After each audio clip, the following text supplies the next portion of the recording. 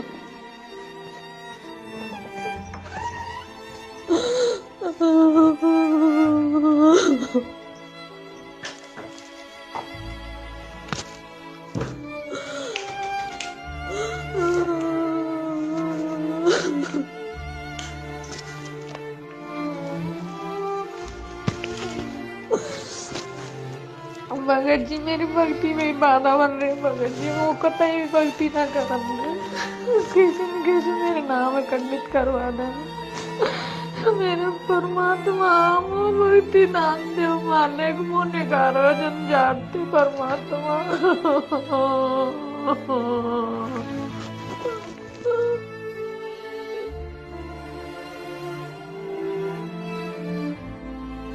बंदी छोड़ सतगुरु रामपाल जी महाराज जी की जय हो।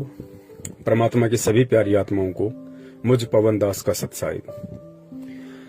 सत्साहिब गीता बहन, आप पलवल हरियाणा से हैं और आपने जो ऑडियो के माध्यम से अपना दुख, अपनी व्यथा इस दास को अपना भाई समझते हुए बताई है, उसके लिए दास आपका धन्यवाद करता है।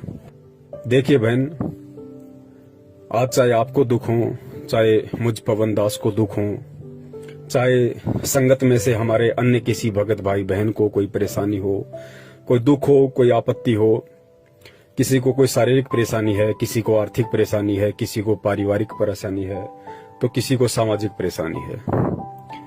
इस पृथ्वी पे गुरुदेव ने बताया कि सुखी कोई नहीं है। अगर कोई सुखी है हल्का फुल्का तो वही प्राणी है जो आज सतगुरु की शरण में है, अन्यथा यहाँ पे कोई भी व्यक्ति सुखी नहीं है। सुख केवल पैसे का नहीं होता है, सुख केवल बाल बच्चों का नहीं होता है, सुख केवल धन धान्य का नहीं होता है। सबसे बड़ा सुख गुरुदेव ने आत्मिक सुख बताया कि जब आपकी आत्मा इस बात से संतुष्ट हो जाए और एक जगह स्थिर हो जाए कि अब मेरा मोक्ष निश्चित है, मेरा उद्धार निश्चित है, वो सबसे बड़ा आत्मिक सुख है इंसान का। दुनिया का सबसे बड़ा सुख वही है, वरना चाहे कोई टाटा बन के बैठ जाए, अंबानी बन के बैठ जाए, उससे बड़ा दुखी इंसान पृथ्वी पे कोई नहीं है। और रही बात बहन आपकी समस्याओं की, तो बहन इन समस्याओं से निपटने का केवल एक ही माध्यम है और वो माध्यम है सतगुरु का ज्ञान।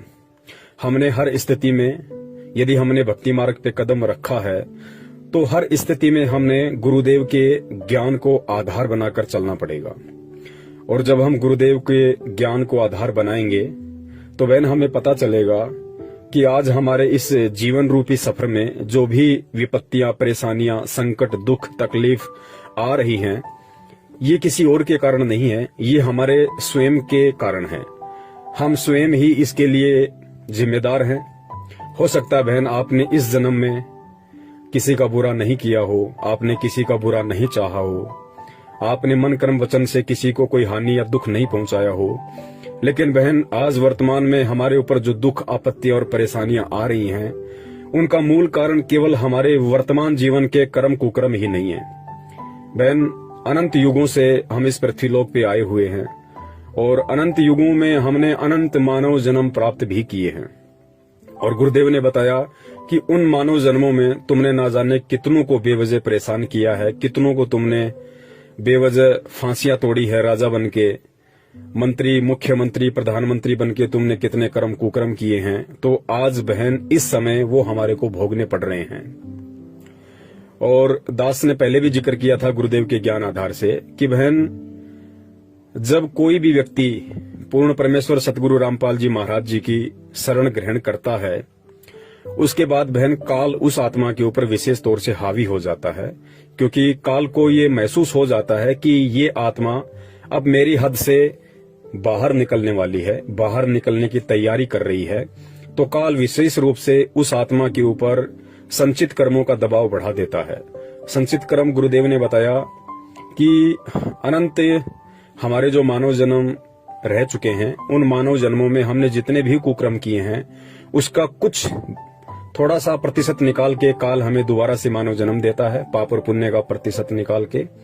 बाकी हमारे जो पाप कर्म बच जाते हैं वो काल अपने पास रख लेता है, उसको संचित कर्म कहते हैं। और उन पाप कर्मों का, उन हमारे संचित कर्मों का बहन गुरुदेव ने बताया कि बच्चों इतना ढेर लग रहा है जैसे सुमेरु पर्वत। सुमेरु देवताओं का पर्वत होता है, यहाँ के हिमालय पर्वत से अनंत गुना ज्यादा ऊंचा होता है, बड़ा होता है। तो इतना ढेर हमारे संचित कर्मों का काल के पास में सुरक्षित है। और काल उन संचित पाप कर्मों का दबाव प्राणी के ऊपर उस समय छोड़ता है जब ये प्राणी, जब ये आत्मा सतगुरु या किसी सच्चे संत की शरण ग्रहण कर लेती है, अपने आत्म कल्याण की ओर जब ये कदम बढ़ाने के लिए अग्रसर हो जाती है, तो काल भी विशेष तौर पर इस आत्मा के ऊपर उन सभी संचित कर्मों का दबाव बढ़ा देता है। तो इन सब बातों को बहन हमने ज्ञान आधार से समझना पड़ेगा, तभी हम ये भक्ति कर पाएंगे और तभी हम इस भक्ति सफर में हमारे ऊपर अपने ही कर्मों के जो कांटे हमें चुभते हैं हम उनसे निपट सकते हैं। अन्यथा हम भक्ति में या भगवान में दोष देख के या अपने आप को कोसते कोसते हम ऐसे ही मर जाएंगे, हम ऐसे ही भक्ति को छोड़ देंगे, इससे कोई फायदा नहीं होगा। और तीसरी बात बहन गुरुदेव ने बताई कि बच्चों यदि तुमने आम का बीज बोया है तो आम का फल भी तुम ही खाओगे, उसका आनंद भी तुम ही भोगोगे। लेकिन जब तक उस आम के बीज से पौधा बनेगा, पौधे से फिर पेड़ बनेगा, फिर उस पेड़ के आम लगेंगे, तब तक तुमने सावधानी भी उसकी पूरी रखनी पड़ेगी, मेहनत भी तुमने पूरी करनी पड़ेगी, आवारा पशुओं से उसकी सुरक्षा करनी पड़ेगी, उसको समय पे पानी देना पड़ेगा, समय पे उसको खाद देना पड़ेगा, तब जाके 5-6 वर्ष के बाद में वो पेड़ बनेगा और उसके आम लगेंगे और उन आम का जो आनंद है वो तुम ही भोगोगे। ठीक इसी प्रकार बहन ये जो पूर्ण परमेश्वर की भक्ति है ये एक आम रूपी बीज है। परमात्मा ने हमें अपनी शरण में लेके भक्ति रूपी बीज हमारे अंतःकरण में डाल दिया है।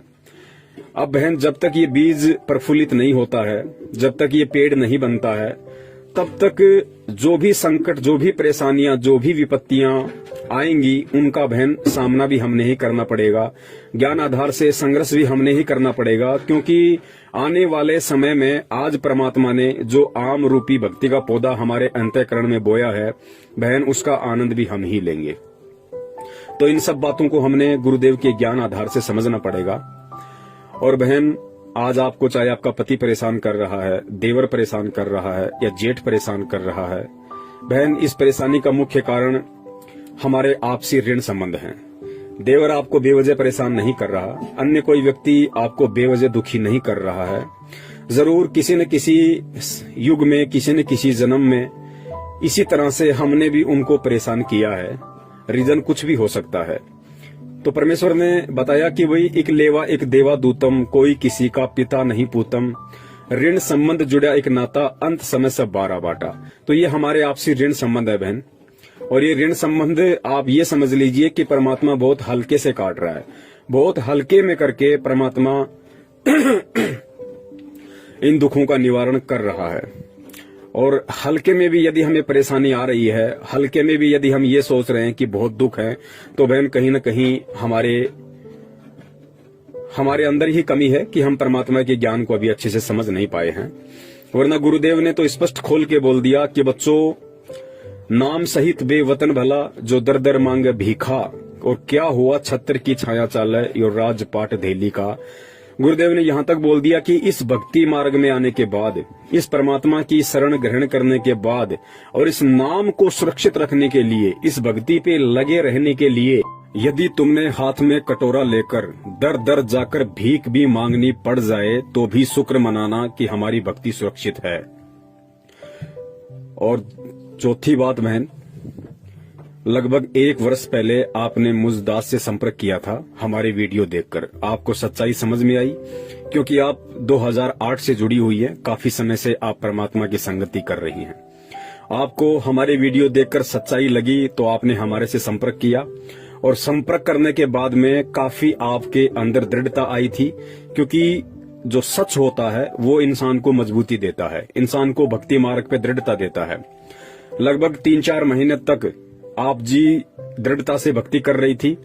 काफी लोगों के आपके पास में फोन आ रहे थे। हरियाणा के स्टेट कोऑर्डिनेटर अमन का भी आपके पास फोन आया, संजीव हुड्डा का भी आपके पास फोन आया, आपको धमकाने की उन्होंने कोशिश की, लेकिन आपने ज्ञान आधार से उनका मुकाबला किया और आपने दास को उनकी कॉल रिकॉर्डिंग भेजी। लेकिन बहन, अब ऐसा क्या हो गया कि आप अपने ही परिवार वालों से संघर्ष नहीं कर पा रही, जबकि आपने उन बड़े बड़े गुंडों का सामना किया। बहन, इसका कारण ये है कि उसके बाद में फिर से आप विचलित हो गई। सच्चाई पूरी समझने के बाद भी आप अपने कोऑर्डिनेटर के दबाव में आई, अपने नामदान केंद्र वालों के दबाव में आई, और आपको जब परमात्मा ने अच्छे से समझवा दिया था कि बहन, नाम कभी भी खंड नहीं होता है, नाम परमात्मा का अखंड है। हम रोज नित्य नियम पढ़ते हैं, फिर उसमें आगे जो मंत्र आते हैं हम वो पढ़ते हैं, जिसमें एक जगह आता है कि अचल अभंगी मंत्र। अचल अभंगी का मतलब होता है जो कभी भंग ना हो, जो कभी खंड ना हो। और परमेश्वर की वाणी है कि साहिब का नाम अखंड है और सकल सब खंड। ये सारी सच्चाई आपको पता होने के बाद भी बहन, आप फिर से अपने नामदान संचालक के दबाव में आई और आपने अपना नाम शुद्ध करवाया कि मैं अब सत्सेवकों के संपर्क में दोबारा नहीं आऊंगी और मैं अपना नाम शुद्ध करवा के भक्ति करूंगी। उसके बाद से बहन, आपके अंदर ऐसा क्या हुआ कि आज आप अपने परिवार वालों का भी सामना नहीं कर पा रही। रीजन ये है कि परमेश्वर की वाणी है कि जानबूझ सांची तज करे झूठे से ने, जाकी संगति है प्रभु सौपन में भी ना दे। बहन, पूरी सच्चाई से परिचित होने के बाद भी आपने सत्य का साथ छोड़ा, आपने सत्सेवकों की संगति छोड़ी, तो बहन काल का फिर से आपके ऊपर दबाव बढ़ा, क्योंकि परमात्मा ने अपना पंजा आपके ऊपर से हटाया। और परमात्मा ने अपना पंजा हटाया तो फिर काल के संचित पाप कर्मों का दबाव फिर से आपके ऊपर बढ़ने लगा। वरना वो ऑडियो आज भी दास के पास आपकी सुरक्षित है कि कितनी सूरवीरता के साथ आपने हरियाणा के स्टेट कोऑर्डिनेटर को जवाब दिया और आपने उत्तर प्रदेश के स्टेट कोऑर्डिनेटर संजीव हुड्डा को जवाब दिया, और आज आप रो रही हैं केवल अपने ही परिवार वालों के दबाव के कारण। बहन, परमात्मा 2 स्थिति में अपने भगत की रक्षा करता है। पहली स्थिति तो वो है जो भगत बेचारा नादान होता है, भोला होता है, सच्चाई से परिचित नहीं होता है, तो परमेश्वर उसके विषय में कहते हैं कि शरण पड़े को गुरु संभाले, जान के बालक भोला रे, कहे कबीर तुम चरण चित राखो, ज्यों सुई में डोरा रे। जो अनजान भगत होता है, नादान भगत होता है, भोला होता है, उसको परमात्मा हर संकट से, हर विपत्ति से उसको बचाता है, क्योंकि वो अभी पूरी तरह सत्य से परिचित नहीं है। और दूसरी स्थिति में परमात्मा उस भगत की रक्षा करता है जो भगत परमात्मा के सत्संगों को आधार बनाकर, ज्ञान को अपने अंतःकरण में उतार कर, जो बिल्कुल दृढ़ हो जाता है कि चाहे दुनिया की कितनी बड़ी से बड़ी विपत्ति क्यों ना आ जाए, चाहे घर वाले मुझे घर से क्यों ना निकाल दें, चाहे देश का राजा मुझे देश निकाला क्यों ना देते, लेकिन ये परमात्मा की भक्ति में नहीं त्याग सकता। जैसे मंसूर का परमात्मा ने उदाहरण दिया। राजा के आदेश से धर्म गुरुओं ने मंसूर जी को खंबे से बांधकर उनके दोनों हाथ काट दिए, उनकी गर्दन काट दी। फिर भी मंसूर जी अनल हक ही करते रहे, जो मंत्र उनको परमात्मा ने समस्त वेद ऋषि के रूप में आके दिया था। तो जब भगत परमात्मा के ज्ञान से परिचित होकर इतना दृढ़ हो जाता है भक्ति मार्ग पे कि मुझे दुनिया की कोई बड़ी से बड़ी विपत्ति विचलित नहीं कर सकती, क्योंकि सतगुरु का पंजा मेरे शीश पे है, उसके बाद परमात्मा साईं की तरह उस भगत के साथ में रहता है और उस भगत को परमात्मा हर विपरीत परिस्थिति से, हर दुख से, हर संकट से उबार लेता है। लेकिन बहन सच्चाई का पता लगने के बाद फिर आपने अपनी कमजोरी दिखाई और उसी का ये परिणाम है कि आज आप अपने भी परिवार वालों का सामना नहीं कर पा रही। कोई बात नहीं बहन, आप सच्चाई का साथ दें या ना दें इससे कोई फर्क नहीं पड़ता है हमारे ऊपर। सच तो सच रहेगा। परमात्मा के बच्चे लगे हुए हैं। दास कल तक अकेला था, आज परमात्मा के हजारों की संख्या में सत्सेवक और सत्सेविका हो चुकी हैं। परमेश्वर का जो सत्य ज्ञान प्रचार है वो दिन दोगुना रात चौगुना रफ्तार से बढ़ रहा है।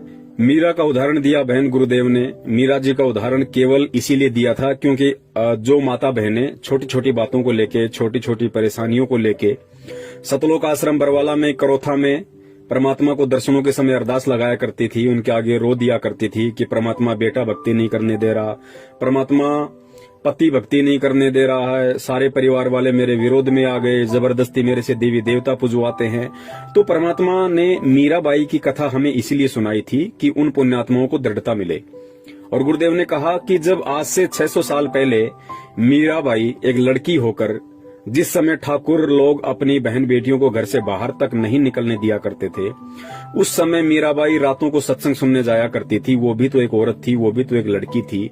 जब उस समय की मीराबाई संघर्ष कर सकती है तो आज 21वीं सदी की माता बहनें परमात्मा की शरण में आके संघर्ष क्यों नहीं कर सकती? क्या मीराबाई के कोई 4 हाथ पैर थे? तो बहन इन सब उदाहरणों को हमने अपने अंतःकरण में उतारना पड़ेगा।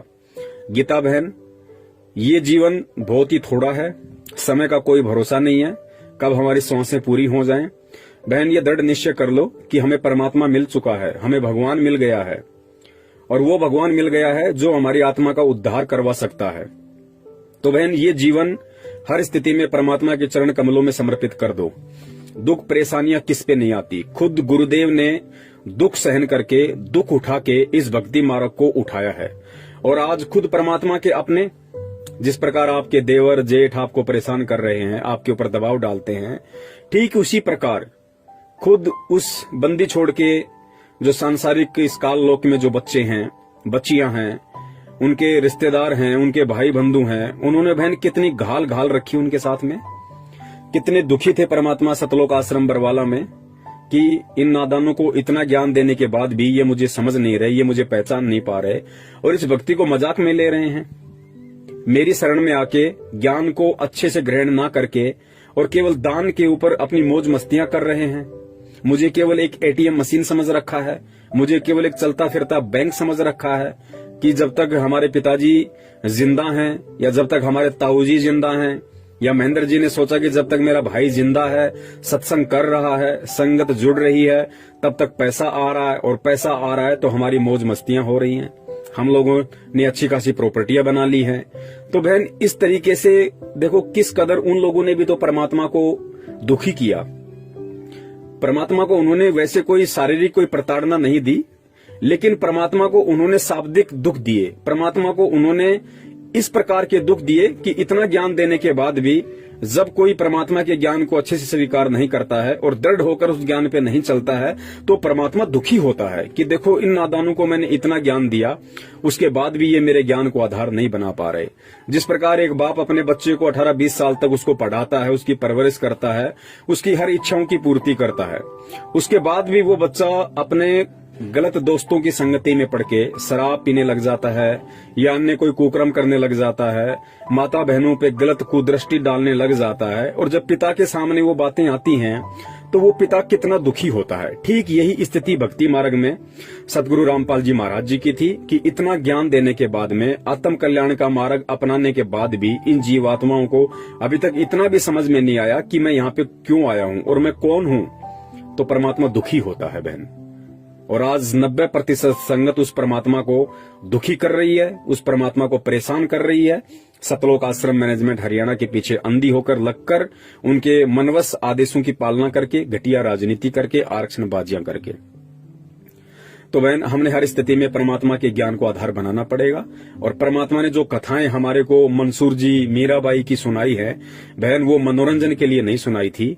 आज आपके ऊपर जो दुख आ रहे हैं, आपत्ति आ रही है, या कल को मेरे ऊपर आएंगे या आ चुके हैं या किसी और पे आएंगे, उस समय उन लोगों ने परमात्मा के उन सत्संगों को आधार बनाना पड़ेगा, उन कथाओं को अपने अंतःकरण में उतारना पड़ेगा। खाली सुनने से बात नहीं बनेगी कि जब मीराबाई संघर्ष करती तो हम क्यों नहीं कर सकते। और जब भगत संघर्ष करने के लिए तैयार हो जाता है तो बहन फिर परमात्मा पीठ पीछे खड़ा है, परमात्मा दूर नहीं है। खुद मालिक की वाणी है, जय तू चाले एक कदम मैं चालूं कदम 60, कि हे पुण्यात्मा तू इस भक्ति मार्ग पे दृढ़ता के साथ संघर्ष करते हुए तू एक कदम रख के तो देख, मैं तेरे से 60 कदम आगे चलूंगा तेरे संकटों का निवारण करने के लिए। जय तू चाले एक कदम मैं चालूं कदम 60, और जय तू हो जा काठ का मैं हो जाऊं लोहे की लाठ।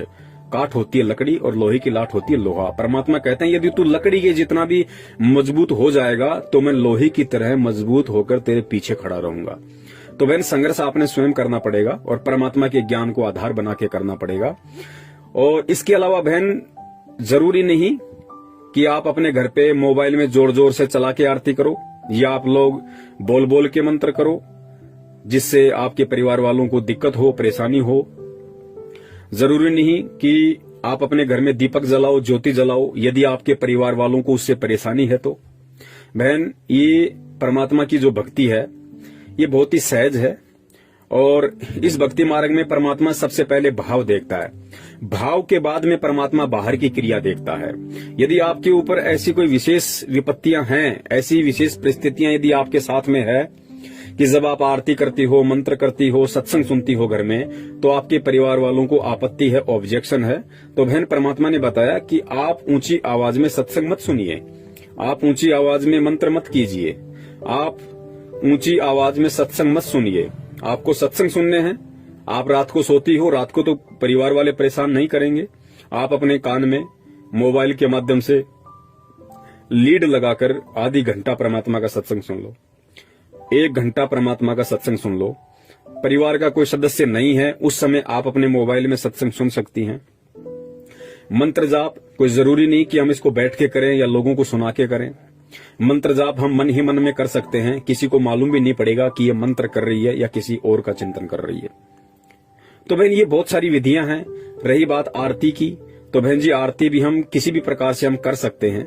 हम उठते बैठते खाते पीते कैसे भी रात को सोते हुए यदि ऐसी समस्या है तो हम कैसे भी परमात्मा की आरती कर सकते हैं। इसमें कोई एक जगह कोई पद्मासन लगा के बैठने की आवश्यकता नहीं है। यदि आपके घर वालों को आपके दीपक लगाने से, परमात्मा की ज्योतबत्ती लगाने से आपत्ति है तो बहन जी मत लगाइए। आप अपने अंतःकरण में परमात्मा का दीपक जलाइए, परमात्मा की ज्योति जलाइए। और अंतःकरण में परमात्मा का दीपक और ज्योति जलाने का मतलब है कि हम परमात्मा की शरण में बने रहें, हम परमात्मा को अपना परमेश्वर मानते रहें, हम उनको अपना पति परमेश्वर के रूप में स्वीकार किए रहें। यही सबसे बड़ी ज्योति अपने हृदय में उस परमात्मा के प्रति है। तो ये बहुत सहज भक्ति मार्ग है, किसी को मालूम ही नहीं पड़ेगा कि आप भक्ति कर रही हो या नहीं कर रही हो।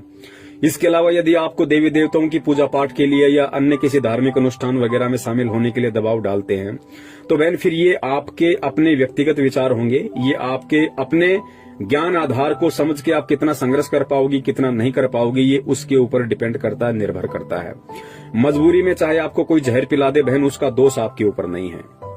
यदि आपकी इच्छा बिल्कुल भी किसी धार्मिक अनुष्ठान में शामिल होने की नहीं है, यदि आपकी इच्छा बिल्कुल भी किसी देवी देवताओं को प्रणाम या धोख लगाने की नहीं है और जबरदस्ती यदि आपसे ऐसा कोई करवाता है तो बहन वो दोष आपको फिर नहीं है, क्योंकि आपके अंदर वो इच्छा नहीं है। और परमात्मा अंतर्यामी है, परमात्मा हर स्थिति से वाकिफ है, वो जान रहा है, पहचान रहा है कि मेरे बच्चे के हृदय में क्या है। और बाहर लोग दिखावे के लिए या ज्ञान को आधार ना बना पाने के कारण, लोगों का दबाव ना सहन करने के चलते ये जो इन क्रियाओं को कर रही है तो ये बाहरी मन से कर रही है या फिर इसके अंदर इन क्रियाओं को करने की कोई जिज्ञासा है। ये सारी बातें परमात्मा जानता है। तो ऐसी स्थिति में बहन दोष हमें नहीं लगता, दोष फिर उन व्यक्तियों को लगता है जो व्यक्ति उन क्रियाओं को करवाने के लिए हमारे ऊपर दबाव डाल रहे हैं। तो बहन आराम से ये भक्ति आप कर सकती हो, ऐसी कोई बात नहीं है। चाहे आपका जेठ आपको परेशान करे, आपका देवर परेशान करे, आपका पति परेशान करे, आप हर स्थिति में परमात्मा की भक्ति को कर सकती हैं। जरूरी नहीं है कि हम उनके सामने भक्ति करें, हम भक्ति का दिखावा करें। हम अपने मन ही मन में भक्ति कर सकते हैं। हम बहुत ही आसानी से इस भक्ति को कर सकते हैं जो विधियां परमात्मा ने हमें बताई है।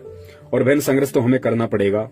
बहन अगर इस जीवन में कर गए तो बहुत अच्छी बात है, वरना बहन सतलोक जाने का रास्ता केवल यही है। यही कलयुग की बिचली पीढ़ी, यही पूर्ण परमेश्वर सतगुरु रामपाल जी महाराज जी के रूप में, यही मंत्र। और जब हम कभी परमात्मा की इस भक्ति में आएंगे तो बहन फिर हमें इन्हीं संघर्षों से गुजरना पड़ेगा, हमें इन्हीं परेशानियों से, हमें इन्हीं सारी बातों से हमें गुजरना पड़ेगा बहन। आज मान लीजिए आप इस भक्ति को छोड़ देती हैं, त्याग देती हैं, जहां तक आपने भक्ति करी है वहां तक का आपको प्रतिफल परमात्मा देगा, आपको वो सारे सुख परमात्मा देगा अन्य किसी जन्म में। और जब आपके वो सारे सुख इस भक्ति के कारण समाप्त हो लेंगे, आपके सारे पुण्य समाप्त हो लेंगे, फिर आपको इसी स्थिति में आना पड़ेगा, ऐसी ही पारिवारिक स्थिति से आपको गुजरना पड़ेगा जिस स्थिति से आप आज गुजर रही हैं। तो आप ये सोच लीजिए बहन कि अनंत युगों में हमें परमात्मा मिले, और ये सत्य भी है। अनंत युगों में अनंत बार हमें यही सतगुरु मिला, संत रामपाल जी महाराज जी के स्वरूप में। इसी कलयुग की पिछली पीढ़ियों में हमारा जन्म हुआ, हमने वो समय गवाया। तो बहन आप सोच लीजिए कि जो गलतियां मैंने पिछले युगों में कर दी, जो गलतियां मैंने पिछले जन्मों में कर दी, वो गलतियां आज मैं नहीं करूंगी। चाहे मेरे ऊपर परिवार का दबाव पड़े, चाहे समाज का दबाव पड़े, चाहे मेरे पति का दबाव पड़े, हर स्थिति में मैं अपने दिल से अपने परमात्मा को बाहर निकलने नहीं दूंगी। बाकी बाहरी क्रिया चाहे कुछ भी हो, परमात्मा अंदर के भाव देखता है। तो बहन इस प्रकार से आपको थोड़ा सा भक्ति मार्ग पे दृढ़ होकर चलना पड़ेगा। और आप कह रही हैं कि हे गुरुदेव आप जल्दी आओ, अपने बच्चों को संभालो। बहन ऐसा नहीं होता है इस भक्ति में। कल को जब गुरुजी आ जाएंगे और तो फिर क्या आपका देवर आपको परेशान नहीं करेगा? फिर क्या आपको अन्य किसी प्रकार की आपत्तियां नहीं आएंगी? गुरुजी तो 2014 में बहन जेल में गए हैं, उससे पहले भी तो परमात्मा यहीं थे, बाहर थे, सत्संग कर रहे थे, सब कुछ कर रहे थे। परेशानियां तो उस समय भी भगत भाई बहनों को आ रही थी। बहन जी इन परेशानियों से परमात्मा के ज्ञान को आधार बना के और परमात्मा को अपने निकट समझ के कि बंदी छोड़ मेरी पीठ के पीछे खड़ा हुआ है, परमात्मा सब कुछ देख रहा है, लेकिन ये दुख मेरे ही कर्मों के हैं, ये दुख मेरे ही उन संचित पाप कर्मों के दबाव के हैं, तो ये भोगने भी मुझे ही पड़ेंगे। सतगुरु की शरण में मुझे इतना फायदा है कि परमात्मा मुझे भक्ति से विचलित नहीं होने दे रहा, परमात्मा मुझे भक्ति से दूर नहीं होने दे रहा। और ये संचित कर्म तो इतने प्रबल थे कि ना मैं भक्ति कर सकती थी, ना मैं इस जीवन में अच्छे तरीके से अपना गुजर बसर कर सकती थी। लेकिन परमात्मा की शरण में आने के बाद कम से कम मुझे इतना तो बेनिफिट हो गया कि परमात्मा मेरे उन संचित कर्मों को हल्का किए दे रहा है, जिस कारण से आज मैं थोड़ी बहुत परमात्मा की भक्ति पे लगी हुई हूँ, परमात्मा में मेरी आस्था बनी हुई है। तो इन सभी चीजों को हमने गुरुदेव के ज्ञान को आधार बना के बहन सोचना पड़ेगा, समझना पड़ेगा। और ये ज्यादा लंबा जीवन नहीं है बहन, 40 साल के आसपास हमारी उम्र हो चुकी है। हो सकता है हम 20 साल जिए, 25 साल जिए, ज्यादा की हमें उम्मीद भी नहीं करनी। और बहन जब हम इतना जीवन जी चुके हैं, संघर्ष तो आज से पहले भी हमने किए हैं, दुख आपत्तियां तो आज से पहले भी आई हैं, भले वो किसी और तरह की आई हो। तो बहन ये 15-20 साल का जीवन है, आंख बंद करके हम परमात्मा के चरणों में अपने आप को समर्पित कर दें कि परमात्मा देखा जाएगा, जो होगा सो होगा। आज अगर जेठ और देवर के दबाव में आके आपकी भक्ति को छोड़ती हूं, तो परमात्मा कल को पता नहीं है काल कैसे कैसे देवर और जेठ बैठा देगा, जो मुझे आपका नाम तक सुनना भी मतलब नसीब नहीं होगा। तो संघर्ष कर लो बहन, और संघर्ष परमात्मा के ज्ञान से होगा, परमात्मा से प्रार्थना करते रहने से होगा। आप जी बंदी छोड़ से प्रार्थना करते रहिए कि हे परमपिता परमेश्वर, मेरा जीवन आप जी के चरण कमलों में समर्पित है। परमात्मा चाहे आप इस दासी को सुख में रखो चाहे दुखों में रखो परमात्मा, लेकिन इतनी दया बनाए रखना कि मुझे अपने चरण कमलों से दूर ना करना। फिर परमात्मा बहन संभाल लेता है। आपका जेठ आपका देवर वो भी परमात्मा के बच्चे हैं, काल की भांग अधिक है, ये एक बात अलग है। परमात्मा कब उनकी बुद्धि फेर दे, कब उनको सद्बुद्धि दे दे, ये परमात्मा के बाएं हाथ का खेल है। जब परमेश्वर काल की बुद्धि फेर सकता है तो बहन ये देवर और जेठ कौन से खेत की मूली हैं। लेकिन ज्ञान देकर परमात्मा अपने भक्तों की भी परीक्षा लेता है। और बहन बहुत सारी बातें हैं इस भक्ति मार्ग में, ऑडियो बहुत लंबा हो जाएगा। और परमात्मा कहते हैं कि समझदार को संकेत ही काफी होता है। वैसे भी आप 2008 से जुड़ी हुई है, दास तो 2013 में परमात्मा से जुड़ा था। आपको तो मुझ दास से कहीं ज्यादा ज्ञान है परमात्मा का। आप जी स्वयं भी समझ सकती हैं कि ये सौदा फिर नाही रे संतो, ये सौदा फिर नाही। अनंत युगों के बाद हमारा यह दाव लगा है बहन। थोड़ा बहुत कष्ट दुख परेशानियां सहन भी करनी पड़ जाएं तो परमात्मा कहते हैं सुख के माथे पत्थर पड़ो जो नाम हृदय से जाए, और बलिहारी उस दुख पे जो पल पल नाम रटाओ। ये आपकी परीक्षा है बहन। 2008 से आप जुड़ी हुई हैं। इतने दिनों के बाद बहन जी परमात्मा परीक्षा ले ही लेता है। जब यहाँ पे हम बच्चे को स्कूल में भेजते हैं और हर साल टीचर 2-2 बार हमारी परीक्षा लेते हैं, बच्चों की परीक्षा लेते हैं, तो परमात्मा तो बहन आज 14-15 साल के बाद आपकी परीक्षा ले रहा है। बहन इस परीक्षा में हमें फेल नहीं होना है। परमात्मा पीछे खड़ा हुआ है, परमात्मा हमारे साथ में है। अपने हाथों से परमात्मा ने हमें उठाया हुआ है, बस हमने थोड़ा ज्ञान को आधार बना के हिम्मत रखनी पड़ेगी। जेठ देवर कुछ भी कहें, कुछ कितना भी बोलें, हमें उन सभी चीजों को सहन करना है, क्योंकि परमात्मा ने कहा कि भगत का लक्षण है सहन करना। और परमात्मा ने बहन हमें भक्ति मार्ग के सूरमाओं की उपाधि दी है कि बच्चों, सूरमा वो नहीं होता जो किसी का बक्कल उतार दे, सूरमा वो होता है जो सहन करे। भक्ति मार्ग का सूरमा वो होता है, भक्ति मार्ग का सूरवीर वो होता है जो सहन करे, हर स्थिति को सहन करे, दुख को सहन करे, परेशानियों को सहन करे, लोगों की मार को सहन करे, लोगों की गालियों को सहन करे। किसके लिए? भक्ति के लिए, अपने आत्म कल्याण के लिए। उसको परमात्मा ने सूरवीर कहा है। तो बहन, हमने सूरवीरता का वो गुण जो परमात्मा ने हमारे अंदर दिया है, अब हमने उसको प्रयोग में लेना है। और हमने ये जो परेशानियां हैं बहन, ये लंबे समय के लिए नहीं है, ये कुछ समय के लिए है। आपके परिवार वाले भी परमात्मा के शरण में आएंगे जब उनका समय आ जाएगा, लेकिन वो नादान है, नहीं समझ पा रहे। तब तक हमने नीची गर्दन करके हर किसी की वाणी को, हर किसी की मार को हमने सहन करना है और बंदी छोड़ के नाम पे बहन लगे रहना है। भगत कभी किसी के प्रति उल्टा हाथ नहीं करता है, भगत किसी को उल्टी जुबान से नहीं बोलता है। अगर हमने उल्टा हाथ कर दिया, यदि हमने 2 गालियां उनको दे दी, लड़ने झगड़ने लग गए, बहन परमात्मा 1% भी सपोर्ट नहीं करेगा। ये परमेश्वर का विधान है। अगर प्रहलाद ने अगर अपने बाप के खिलाफ अगर मन कर्म वचन से कुछ भी बोल दिया होता, या हाथ में लेके डंडा वो भी खड़ा हो गया होता कि मार मुझे कैसे मारता है, तो परमात्मा नरसिंह रूप धारण करके नहीं आता। परमात्मा यही कहता कि बेटा, ये डंडा ही तेरा भगवान है, तूने डंडे को ही आधार बनाया है, तो अब ये डंडा ही तेरा रक्षा करेगा। तो बहन, हमने अपना डंडा अपने सतगुरुदेव को बनाना है, सतगुरुदेव के ज्ञान को बनाना है, और फिर हर स्थिति में वो सतगुरु और उसका ज्ञान रूपी डंडा इस दुनिया की बड़ी से बड़ी परेशानी से, प्रॉब्लम से, हर संभव हर स्थिति में हमारी रक्षा करेगा। तो बहन, ज्ञान को आधार बनाओ। ये भक्ति है ही ज्ञान की। बहन, ज्ञान से बढ़कर ऐसी कोई दवाई नहीं है। ये ज्ञान बहन, इतनी बड़ी पावर है इस परमात्मा के ज्ञान में। ये अब दास क्या कहे बहन, शब्द नहीं है दास के पास में, क्योंकि ज्ञान इस भक्ति की नींव है, ज्ञान इस भक्ति की जान है बहन। अगर ज्ञान है तो चाहे दुनिया की बड़ी से बड़ी प्रॉब्लम क्यों ना आ जाए, चाहे काल खुद आपके सामने आके खड़ा क्यों ना हो जाए, आप संघर्ष कर जाओगी। और अगर ज्ञान को आधार नहीं बनाया तो बहन, कोई 2 कौड़ी का जीव भी हमें विचलित कर सकता है भक्ति और भगवान से। तो बहन, हर स्थिति में ज्ञान को आधार बनाओ, हर स्थिति में परमात्मा से प्रार्थना करती रहो, और हर स्थिति में चाहे कैसा भी दुख हो, कैसा भी संकट हो, अपने मन ही मन में, अपने अंतःकरण में परमात्मा को बसाए रखो। जो सूक्ष्म विधि हमें परमात्मा ने बताई है, हमें आंतरिक क्रियाओं से भक्ति को करते रहना है। अगर हम परिवार के दबाव के चलते बाहरी क्रियाओं से, जैसे ज्योत बत्ती लगा के, जोर जोर से सत्संग सुन के, इस तरीके से यदि हम भक्ति नहीं कर पाते हैं, तो हम आंतरिक विधि से भक्ति करें। अपने मन मंदिर में परमात्मा की ज्योत जलाएं, अपने मन ही मन में परमात्मा का ध्यान करें, परमात्मा का नाम सुमरण करें, और कानों में लीड लगा के या जैसे भी आपको धीमी आवाज करके समय मिले, जब भी परमात्मा के सत्संग वगैरह हम सुनते रहें।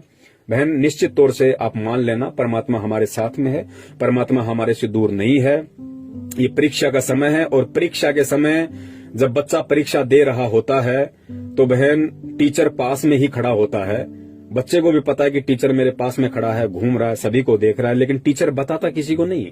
टीचर मदद किसी की नहीं करता, क्योंकि वास्तव में वो परीक्षा है। और परीक्षा के समय टीचर केवल ये देखता है कि 1 साल से मैंने इसको जो बार बार पढ़ाया है, ये उसको कितना अपने दिलो दिमाग में उतार पाया। उसी आधार से आज इस बच्चे को लिखना है एग्जाम में, इस आंसर शीट में इसको लिखना है। तो बहन, सेम यही स्थिति भक्ति मार्ग की है। इतने दिनों से परमात्मा ने हमारे ऊपर जो अनमोल तत्व ज्ञान की बरसात की है, आज उसकी परीक्षा है। परमात्मा जरूर हमारे इर्द गिर्द है, हमारे आस पास में है, शब्द रूप में है, सब कुछ देख रहा है, टूटने नहीं देगा, बिखरने नहीं देगा, लेकिन हिम्मत हमने ज्ञान को आधार बना के रखनी पड़ेगी।